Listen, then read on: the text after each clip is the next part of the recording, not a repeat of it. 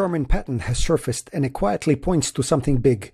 Hidden in the technical details is a potential method for non-invasive glucose tracking, not just vague mentions or speculation, but an actual roadmap for how it could work. Now, this isn't just a passing reference. The patent describes a technique called pulse spectrometry. That means using light, especially in the near-infrared range, to penetrate the skin and read how your body absorbs or reflects that light. Since glucose changes the way light behaves in your tissues and blood, the system could use those optical shifts to estimate blood sugar levels. But it goes even deeper. Garmin doesn't just talk about glucose in general. The filing outlines a way to estimate HbA1c. That's glycated hemoglobin. I hope I pronounced that right.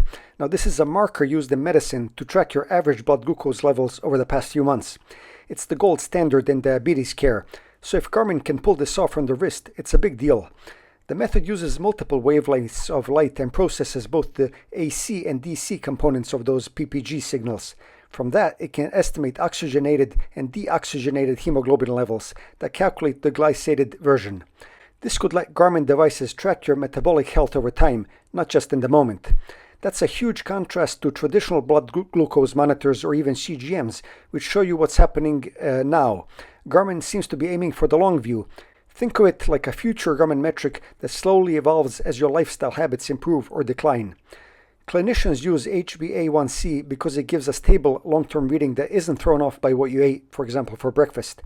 A healthy HbA1c is typically below 5%. Anything consistently above 7 or 10%, depending on your individual circumstances, can indicate diabetes or prediabetes. So being able to track that with a watch without drawing blood would offer a new kind of daily insight. And it's worth noting that this isn't just an idea Garmin tossed into a filing. The document includes real equations, sensor setups, light arrays, and signal processing logic. Even if this never turns into a commercial feature, the engineering work is serious. Non-invasive glucose tracking has been a holy grail in wearables for years. Apple's working on it, Samsung too, but nothing's made it into a shipping product just yet. You can now add Garmin to the list of companies working on such a feature. To be clear, this is just a patent. There's no product, no prototype that we're aware of, and no timeline.